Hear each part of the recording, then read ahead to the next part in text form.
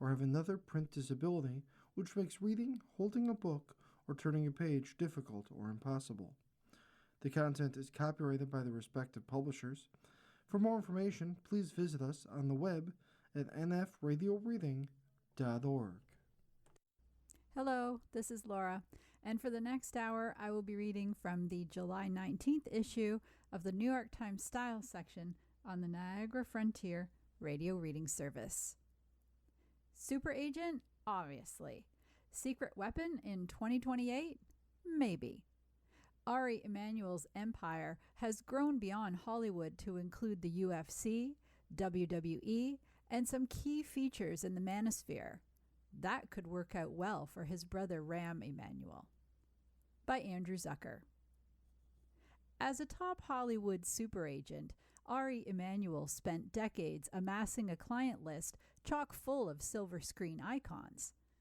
These days, his sprawling sports and entertainment empire has brought him closer to podcasters, peptide takers, and protein maxers, who occupy a significant mindshare of some of America's most valuable and persuadable voters, independent young men. Emanuel's clients and colleagues include the UFC ringleader Dana White, the podcaster and UFC commentator Joe Rogan, the sports talking head Pat McAfee, and the sports and political pundit Stephen A. Smith. Emanuel also maintains a close relationship with Elon Musk, even attending the SpaceX founder's court battle against OpenAI this year. The Emanuel sphere is vast, and come 2028, it could prove particularly beneficial to one potential presidential candidate, Ari's brother Rahm. Rahm Emanuel is not currently a candidate for office, of course, and there is no guarantee he will be. But the former White House Chief of Staff, Member of Congress, U.S. Ambassador to Japan, and Mayor of Chicago is having a very maybe he's running for president summer. In June, he biked dozens of miles across New Hampshire and held town halls in the early voting state. In July, he popped up in Tel Aviv, delivering a critical speech about Israeli Prime Minister Benjamin Netanyahu. And he has given interviews and Sunday news shows analysis on events in Iran. He's fitting in family time, too. Right after his trek around the Granite State, he headed to the Big Apple to catch a glimpse of the New York Knicks in the NBA Finals. There, sitting near the San Antonio Spurs bench in the first row, were the Emanuel brothers. Only 16 months apart, the fiery siblings are known to be exceptionally close. They are also close to their eldest brother, Ezekiel Emanuel, a prominent physician. We have conversations without verbs, adjectives, or pronouns, Rahm Emanuel once told an interviewer. There is no guarantee that Ari Emanuel would tip anything in the direction of his brother if he does in fact run for president, which, of course, he has not said he is. Plus, multiple likely Democratic candidates have existing ties to podcasters and influencers, and the bro vote could stay largely in the Republican camp. But with plenty of 2028 hopefuls jockeying for cultural cachet, names in Ari Emanuel's blue checkmark-filled network will be in high demand. There are people now whose job is to simply connect lawmakers to independent media creators, said Rebecca Sinais, a podcast producer and host. I think Ari has a whole different stratosphere of gatekeeping than somebody working for the Democrats. The membership of the Emanuel sphere would hardly be mistaken for MS Now's primetime lineup, though WME, Ari Emanuel's talent agency, represents some of those hosts too. And pressuring voices who pride themselves on their independence to rally around Rahm Emanuel would be a difficult task, even for a hard-charging Hollywood super agent. Some personalities in Ari Emanuel's orbit seem open to politicians of all flavors. Rogan endorsed Donald Trump on the eve of the 2024 election, But in 2019, he featured Bernie Sanders on his show and said he would likely vote for him the following year. Smith routinely bashes and praises figures on both sides of the aisle.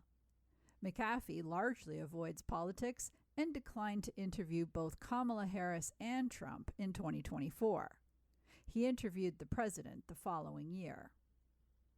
Moving the needle would not require full-blown endorsements from these personalities. Because of the large field of Democrats exploring campaigns, just appearing on certain shows could transform a candidate's fortunes. Scott Galloway, a podcaster and business school professor, pointed to Trump's decision to appear on Rogan's podcast less than 2 weeks out from the 2024 election. Vice President Harris would have had to have gone on MSNBC, CNN, and Fox for 3 hours a night for 2 weeks to match the same exposure, said Galloway, who is a WME client. There is also the Emanuel Sphere's potential fundraising reach. Ari Emanuel, who reportedly crossed the billionaire threshold last year, is a well-heeled donor in his own right. In the recent cycle, he's given to national Democrats, state parties, and individual candidates, including Hakeem Jeffries and Sherrod Brown. Then there are his friends.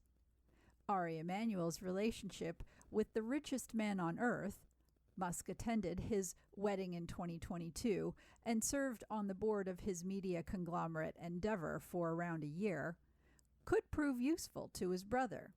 That is, if Musk is somehow willing to spend on a Democrat or tilt the X algorithm in his favor. Musk, who has supported Democrats in the past, contributed more than $250 million toward Trump efforts in 2024.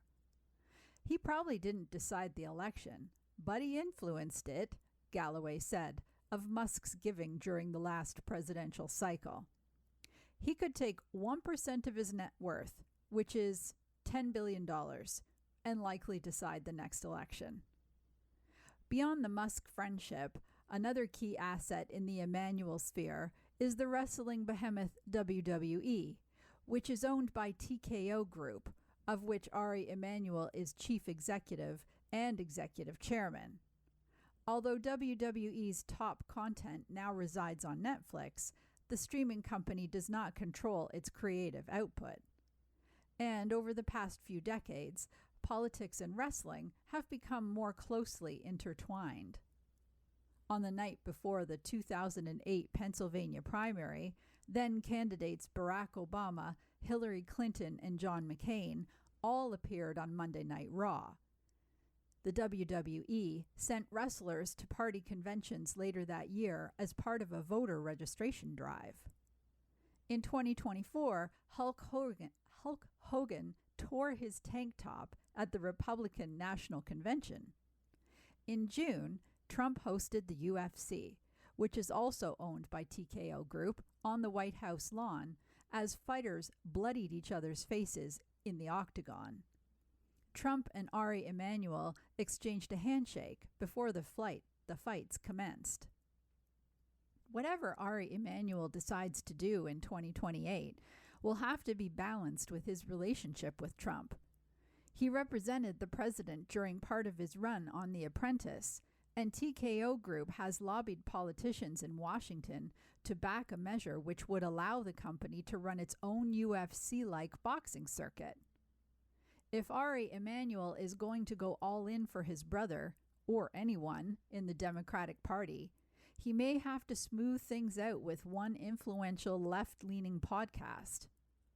Before the UFC event in the nation's capital, Jon Favreau, a host of the popular politics podcast Pod Save America, told his listeners that he had received an invite to the festivities from the Mixed Martial Arts League's parent company, with Ari Emanuel personally copied on the email. Though initially confused by the invitation, Favreau confirmed his attendance and booked a hotel room. Ari chose me because what I thought is he thinks I was the other Jon Favreau, the podcaster said, referring to the Iron Man director. In June, he heard from the organizer that they had allotted too many tickets and that he would no longer be able to attend. "We would love to host you at a future event," the email read. Welcome to West Village. The is not optional, say some New Yorkers. Some newcomers in the city say they are meeting in Bronx or living in East Village. By Alicia Haradasani Gupta and Gabriella Gershenson. Over the last few years, Nikki Shapiro, a New York City walking tour guide, has noticed what he calls a disease spreading through Lower Manhattan, particularly among newcomers in the city. They were dropping the crucial "the" before certain neighborhood names. The East Village was suddenly just East Village, for example. Same for the West Village. It became noticeable enough that Shapiro posted a video on TikTok this summer urging people to hold on to their articles. The inciting incident for that video was that a few months ago, I was with a friend who is a cantankerous born and raised New Yorker, and we were speaking to a young woman who said, "Let's go to West Village," Shapiro said in an interview. And he kind of snapped back, the. The video seemed to have tapped into a hot debate, drawing hundreds of commenters, most of them agreeing with Shapiro and commiserating with one another about all the other neighborhoods whose definite articles had fallen victim. Some are now going to Bronx instead of the Bronx, or meeting on UES for the Upper East Side, which is, as one user put it, more or less a crime. Online, neighborhood guides advertise the perfect day in West Village. A recent email subject line from Spotify alerted Jay-Z fans to available tickets at Yankee Stadium. "Jay-Z in Bronx," it read. Spotify didn't respond to requests for clarification on whether that was a typo or an intentional omission. Neighborhood nomenclature is such an integral part of New York's lore that it becomes something like a personality trait for its residents. Neighborhoods are proudly named in everything from the musical Rent and the TV series Gossip Girl to Jennifer Lopez's Jenny from the Block and Jay-Z's Empire State of Mind. It is hardly a surprise, then, that any perceptible shift in the city's mores, even the omission of a three-letter article, would divide its inhabitants, pitting the new versus the classic, the young versus the old. For some, using fewer words is about efficient communication. Charlotte, a 16-year-old New Yorker strolling through the financial district, noticed that her friends had recently been dropping the article. "Most of the time it's just like, meet me at West Village, because we already know where we're going," she said. "We don't have to say unnecessary things." "And the is unnecessary?" replied her twin sister Jade. "I think there's a lot of abbreviations too. Maybe people have just gotten lazy," she added. The omission could also be less a statement and more a mistake born out of confusion, Shapiro added.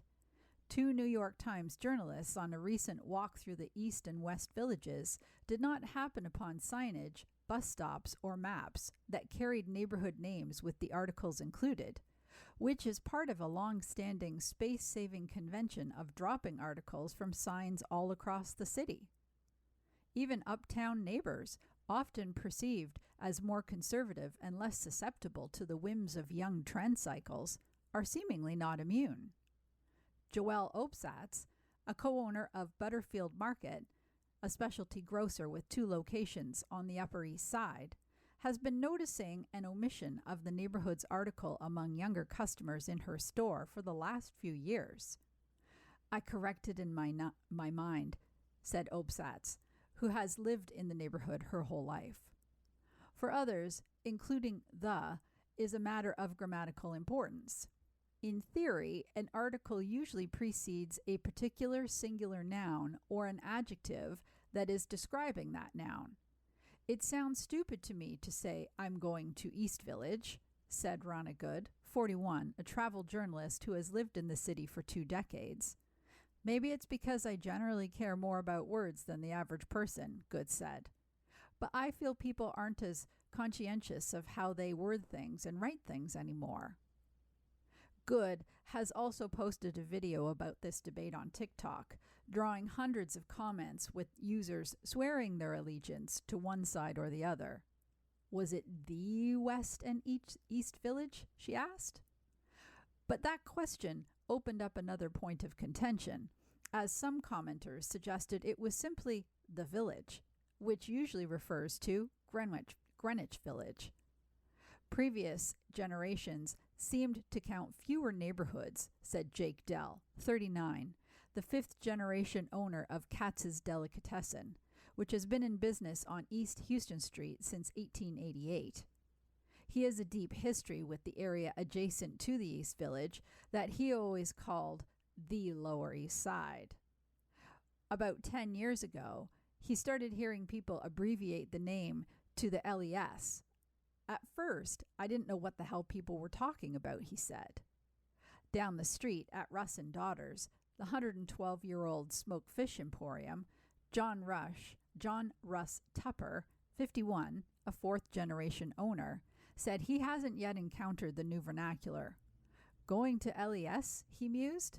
Ugh, that sounds wrong to me. The shift may just be a part of a long history in the city's neighborhoods of rebranding and adapting to waves of people moving in. Often the changes have come from real estate agents looking to market a neighborhood, said Harold Holzer, Manhattan's borough historian and an Abraham Lincoln scholar.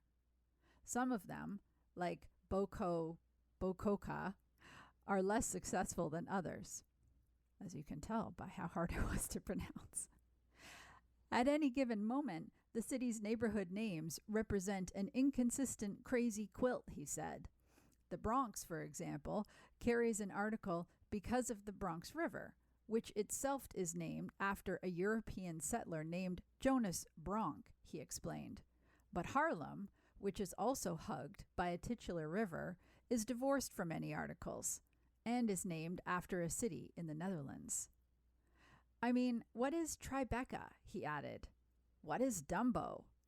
They're invented names. For years, real estate agents tried to rebrand the once grimy and colorful Hell's Kitchen neighborhood into the more quaint-sounding Clinton, Holzer said, to middling success. Another example is in North Brooklyn, where there is a debate over boundaries of Williamsburg, Greenpoint, Bushwick, and the newish term East Williamsburg. My younger daughter lives in Gowanus, but she lives close enough to Park Slope that they're calling it Parkwanus, Holzer added. It sounds like a creature in a lagoon. Katie McClure, the manager of the Locavore Variety Store, which stocks an assortment of locally made items, is familiar with nomenclature in flux. The shop on 6th Avenue, near West 10th Street, is in a location that one could call the village, Greenwich Village, the West Village, or just downtown. Like, what neighborhood do we actually fall into, she said. But when it comes to the preferred name, the expert in New York made wares conceded to the old guard. Well, I'm not a native New Yorker. I've been here for almost 10 years, she said. But I think I would say the West Village. You're listening to a reading of articles and features from the New York Times Style section on the Niagara Frontier Radio Reading Service. Mom, Dad, I want to be a welder. Gen Z is increasingly turning to trade schools in hopes of future-proofing their careers against AI. But getting their parents and peers on board can be a challenge. By Callie Holterman. At the edge of a parking lot in the Arkansas Delta, LaDonna Glass slipped off her work boots and exchanged them for a pair of rainbow Crocs. Glass, 23, had just finished her shift as an electrician apprentice in a veterinary school building across the lot. She snaked conduits between electrical boxes and installed wall sockets in an operating room big enough for a horse. It was a full day of work she had enjoyed. It was also the kind of day she once worried would disappoint her parents and teachers. I was pretty brainy in high school, so everybody, I guess they expected more out of me, she said. I felt like if I didn't go to college, I would have been a failure. Glass is bubbly, curious, a lover of fantasy books, late-night workouts, and gummy bear-flavored lemonade. She graduated from high school in 2021 and went straight to Mississippi State University with the goal of becoming a youth therapist. But the road ahead seemed long and extraordinarily costly, and she began to question whether the investment would pay off. Her older brother had graduated from the same school with a degree in accounting. Afterward, he went to work as a truck driver. The cost of living is making people realize we don't have 4 years to sit around and just go to school, she said. Glass is among the members of Gen Z who are reckoning with the value of a college degree. Today's students have watched tuition climb over the course of their lifetimes. Lately, they have had front row seats to a brutal early career job market that is being further destabilized by the rise of artificial intelligence. Rather than despair, a growing number of young people have concluded that skilled trades like welding, plumbing, and construction might be a pragmatic way forward. Sure, AI can write an email, the thinking goes, but can it install a sink? How about solder a ball valve? The majority of high school graduates in the United States still head right to college, more than 60%, but trade school enrollment is ticking upward.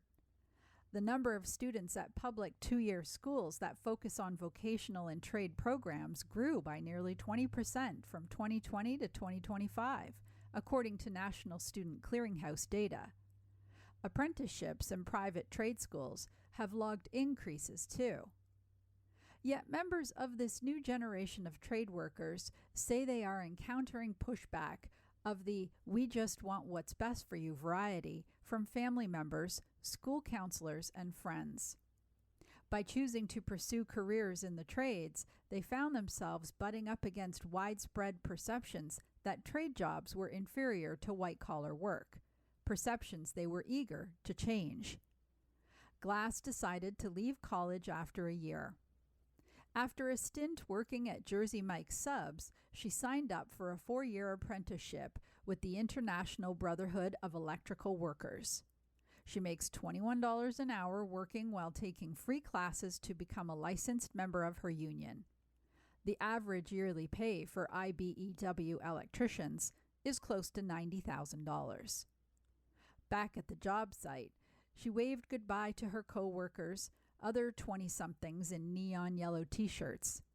She now believes that the people who look down on trade jobs are missing out. "I'm watching things grow from the ground up," she said. A 19-year-old is welding pipes that will transport yogurt through a dairy plant in Utah. A 21-year-old in Washington is swapping the tires of rally cars at pit stops. A 27-year-old attending barber school in Idaho is learning to use a feather razor and blending shears. In interviews, a dozen young people in the skilled trades said they had grown accustomed to the advice of guidance counselors and well-meaning aunts that they should go to college instead. But that message was hard to square with what they were seeing firsthand.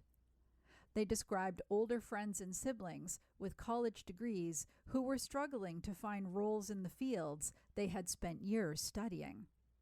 Many recalled watching AI seep into their classrooms and being warned that it would upend the labor force, although no one could really tell them when or what to do about it.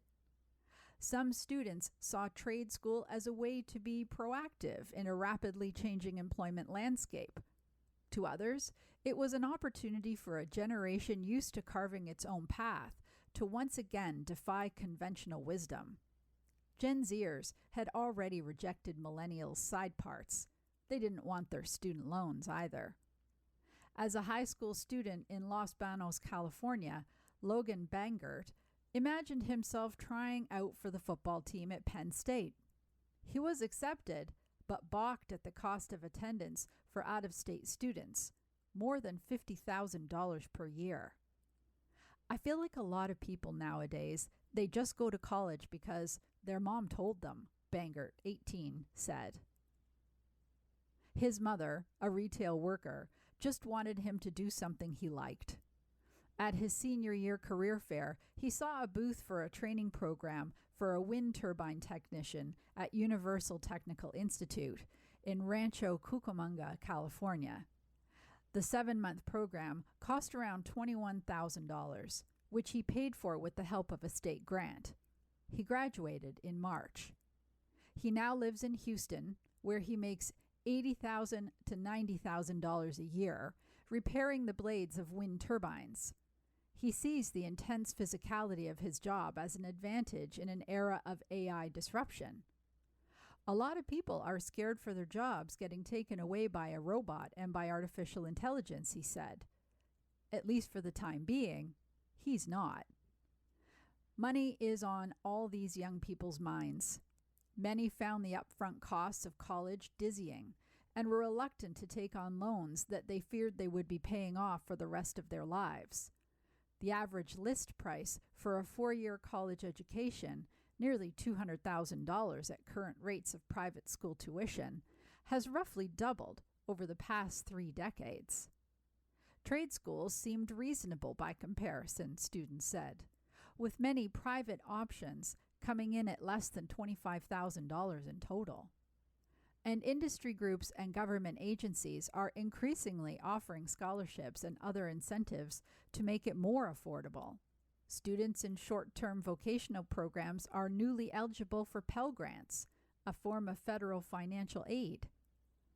To be sure, college degree remains one of the best ways to increase earnings potential in the long run. The median income of a worker with a bachelor's degree is 1.8 times that of one with only a high school diploma.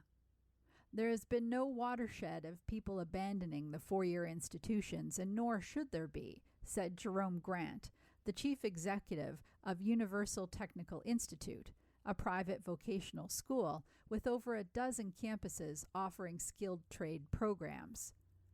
Instead, he argued that the school's programs were especially valuable for students who were not college-bound to begin with, and who may have wound up working lower-wage jobs like driving for Uber. He sees young people rejecting the idea that trades are somewhat subordinate to a 4-year education. Their parents can be a different story. We're trying to get them proud to say, "My kid's a welder," at a cocktail party, he said. Ryan Schickman lay on the floor of an attic on Staten Island, wrestling what looked like miles of flexible ducts into submission.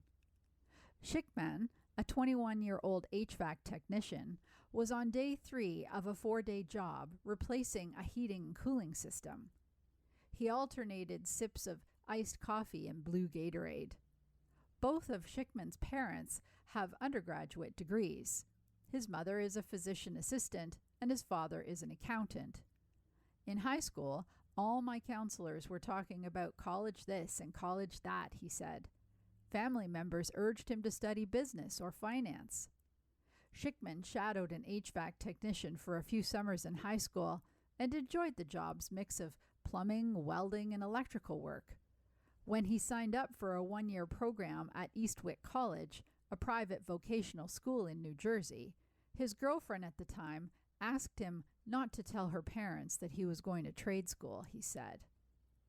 Across the attic, his colleague Eddie Farquharji, 25, said he had run up against similar attitudes. Back in the day, parents would be like, "All right, you're either going to college or you're a loser," he said. I think kids are much more open-minded than they were 30 or 40 years ago. They're looking at all their options.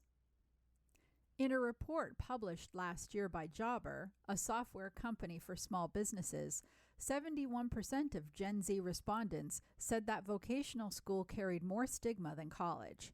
Only 7% of parents of Gen Zers said they would prefer it if their child pursued a trade or vocational program. Popular culture tends to depict tradespeople in a way that do not emphasize their intellect, said Shania Byrne, a chief operations officer of Bring Back the Trades, a nonprofit that provides scholarships and hosts skills expos for students.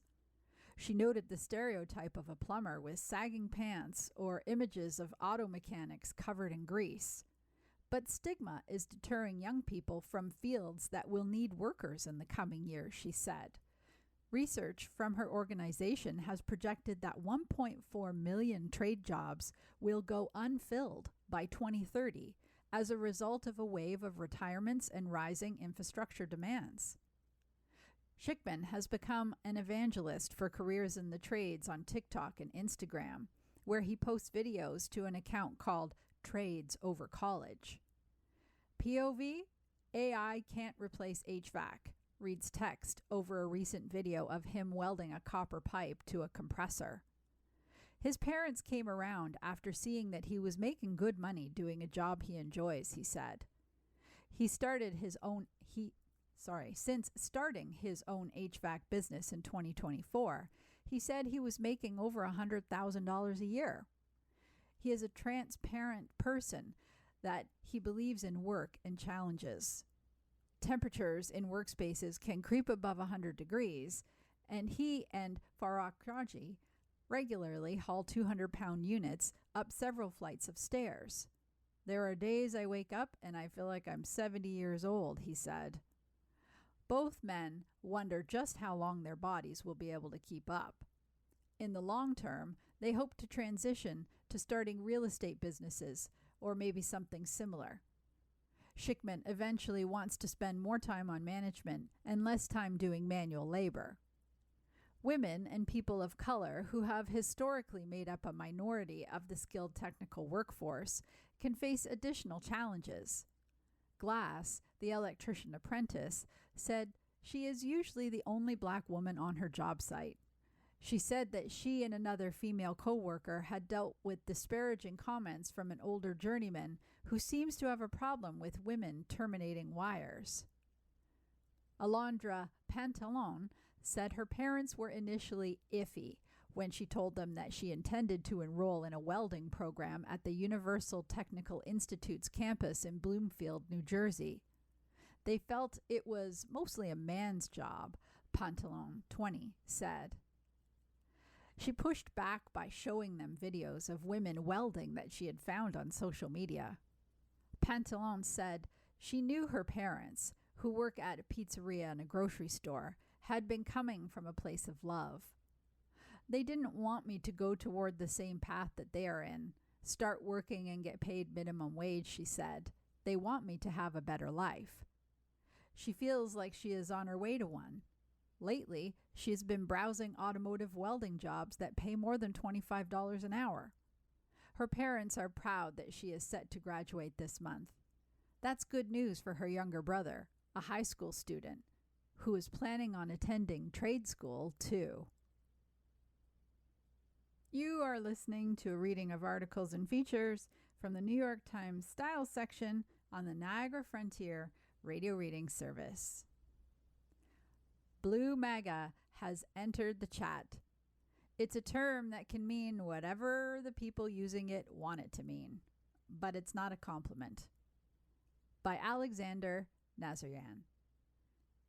The insult, and it's most definitely an insult, is jarringly counterintuitive.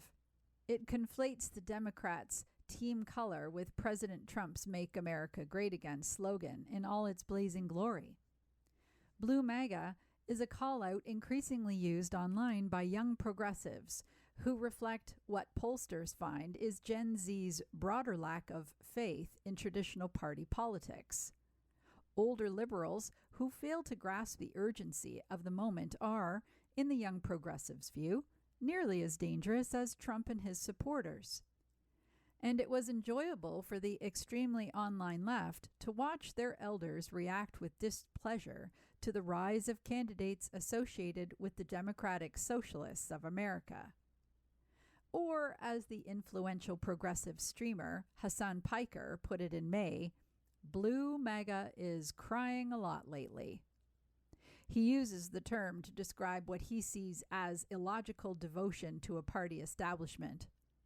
Blue MAGA is about cult-like loyalty to the Democratic Party, but unlike MAGA, it isn't centered around one person, Piker said via text message.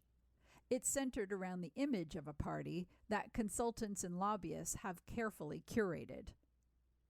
It's not an apples to apples comparison, as progressives freely acknowledge, but it's close enough, especially since social media rewards labels with fuzzy borders that are easy to apply. MAGA leaves the power in the hands of Donald Trump, Piker said. Blue MAGA leaves the power in the hands of a neoliberal Democratic Party that tells them better things aren't possible. That feeling of hostility toward the far left from the moderate Democrats engendered an equally strong with friends like these backlash. If you do dare validly critique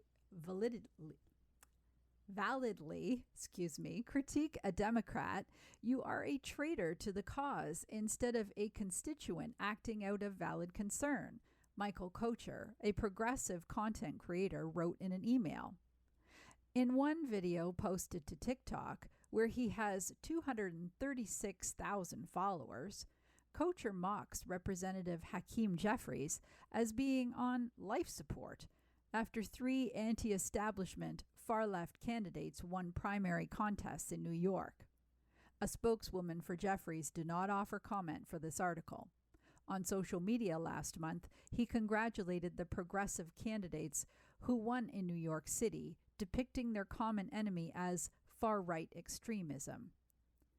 Blue MAGA melts down, the Kocher video was titled. People who use Blue MAGA grasp that it is imprecise and inexact. They don't think that matters all that much. I think the term, just like so many online, has taken on a life of its own, said the content creator Will McCaffrey, who has about 220,000 followers on Instagram and TikTok. As with a lot of internet insults, the meaning kind of drifts to fit whatever insult we want to levy at that particular group at that time, McCaffrey added in an email.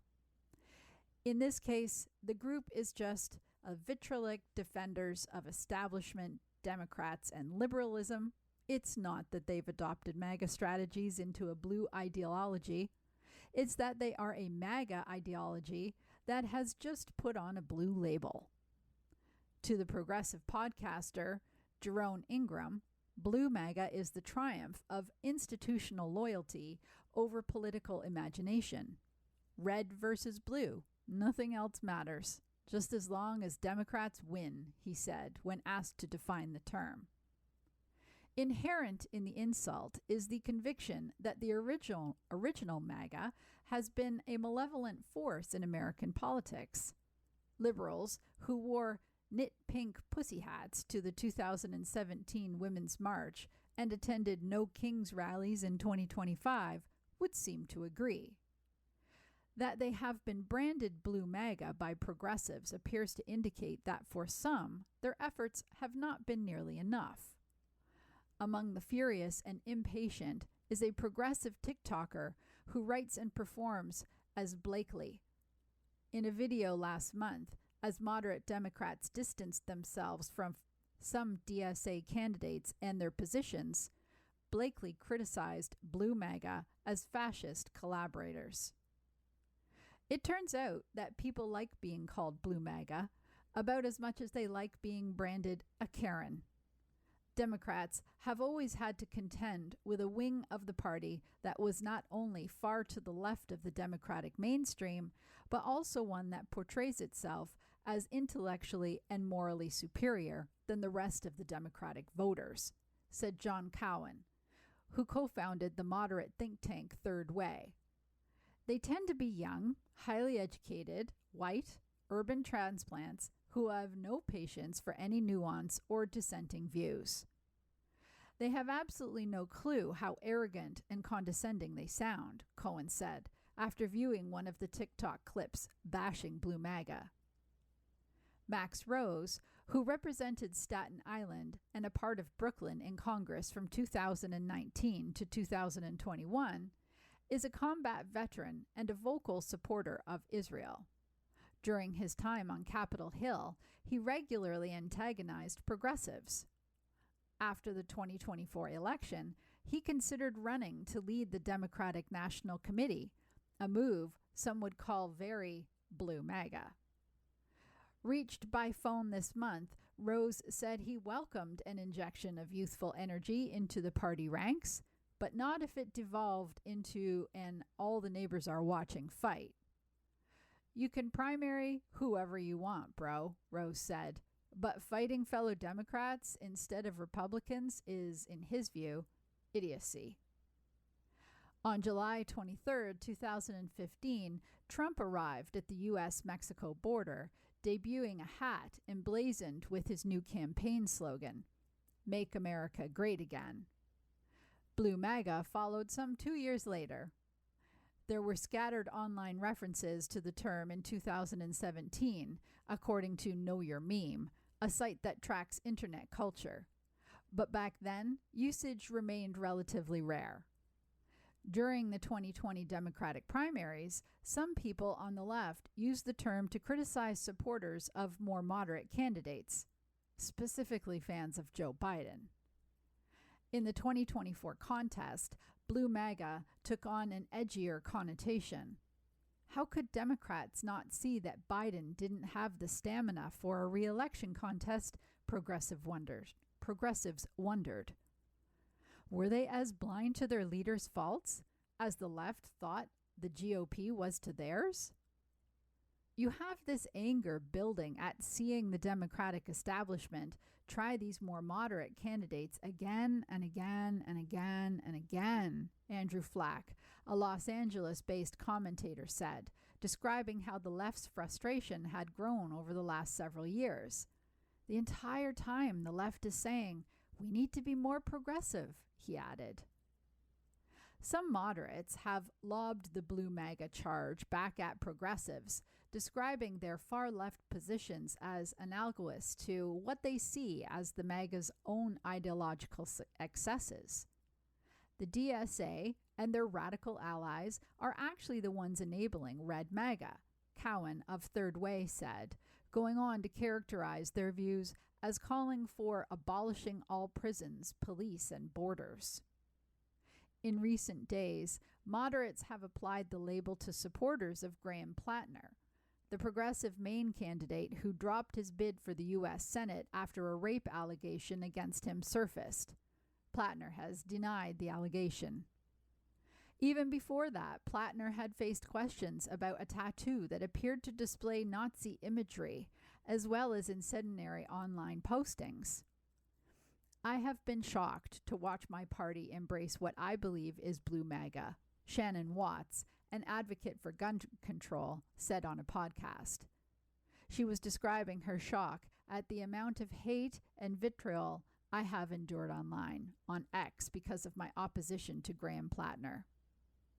In 2025, Vanity Fair noted that Representative Ro Khanna, a Democrat of California, used the phrase as a lighthearted allusion to what the magazine called his kinder, gentler version of Trumpism. Khanna now rejects the term, however. "I wouldn't call myself Blue MAGA," he said in a text message. "I call myself Team America." Piker, the streamer, said that ultimately the phrase was more reflective of fissures in internet culture than real-life divisions. "I think we're just having a little bit of fun," he said. Modern love. The proper way to dump someone. Basically, just please don't do what was done to me. By Lucia Whalen. I have been on both sides of a dumping, dumper and dumpee. In my experience, neither is better, and death is preferable. While there is never a good time to dump someone, there is always a right way. Ideally, a dumping should be a carefully curated experience, a sacred act of dignity preservation that allows the dumpee to exit with grace. Begin by sending them an ominous yet straightforward text message. "I need to talk. Are you free to meet later?" Then meet on a bench in a neutral location. Avoid any location they enjoy. Most importantly, never blindside someone by dumping them on a regular date where it appears everything is fine. Because if the dumpee has no clue what is coming, they might do what I did, which is order a tuna melt. "I don't want to date anymore," he said after walking me out of the restaurant. I turned and stared at him, sure he was joking. I was carrying an overnight bag. I had traveled to his neighborhood and wasn't planning on going home. Ours had been a short but intense summer romance. He was not my usual type, but we clicked. I knew early on that we might not have been right for each other, but we were having fun, and I was willing to test out the theory that opposites attract, because he was a corporate lawyer, and I worked for a nonprofit. Also, he smoked, and I hate cigarettes. I believe in compromise, while he once canceled a first date because he found out the woman was gluten-free. But he was charismatic, cultured, funny, and openly expressed interest in me. In a world where dating can feel like such an endless slog of disappointment, the connection seemed promising. So when I heard the words, "I don't want to date anymore," my brain could not compute. Not only did he watch me order a tuna melt, he had encouraged me to order the tuna melt. "That sounds like the right move," he said, all while knowing he was about to dump me. To be fair, given his plan, he probably meant, "That sounds like the right move because we won't be sharing a bed tonight, so pursue whatever act of terrorism you want on your body." Many women order salads for the first 2 years of dating, but I felt genuinely comfortable with him. I was planning on seeing him 3 days later for my birthday.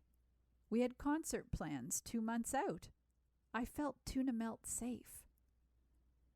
Early on, while talking deal breakers with him, I brought up that I have a condition recently named polyendocrine metabolic ovarian syndrome, PMOS, and a doctor told me in my early 20s that conception would be unlikely.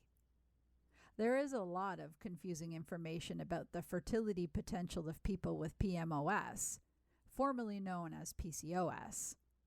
While many people with it can get pregnant and have biological children, I don't know if I can or want to give birth, given my complicated reproductive and hormonal issues. I do, however, want a family, and adoption and fostering always felt like options. I told him the fertility stuff was a deal breaker for some men, and he said that he hadn't considered it before and would need to think about it. But as we both shoved it under the rug, the dates continued to get more intimate. "It's the kids thing," he said. "I've realized that I do definitely want them, so this won't work." "Wait, so you're talking specifically about biological kids?" I asked, trying to make sense of my new reality, where I was not actually on a date and was instead getting dumped because of the possible tumbleweeds in my ovaries. Suddenly, the weight of the dental night guard in my purse grew heavy on my shoulder. "Yeah, I hadn't really thought about it until you brought it up," he said, "but I want to keep that option open. I was stressing about it all week." I told him I felt blindsided, and he said, "Should I not have taken you to dinner? What did you think about the pancake?" Oh, did I forget to mention the pancake?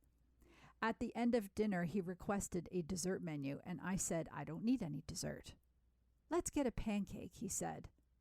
"No thanks, I'm good on a pancake," I said. He proceeded to order a pancake with vanilla ice cream. When our server set the pancake down in front of me, I quickly picked the plate up and placed it in front of him, announcing, "This is not my pancake." An older couple next to us started laughing at the young lovers quibbling. "Come on, help me eat the pancake," he said, probably annoyed that I was now bringing public attention to his bizarre, non-consensual dessert order. I took one bite. I was getting dumped because of my fertility issues after eating a hot fish sandwich and a child's birthday breakfast in front of my executioner. I felt insane. I asked if there was anything besides the kid issue. I was desperate to give this guy a better out. The fertility excuse seemed too callous. Yes, having biological children is a valid deal breaker for some, but without discussion? I could handle him saying, I don't feel a romantic connection, or I met someone else, or I watched you eat a tuna melt like an hour ago. No, it's only kids, he said.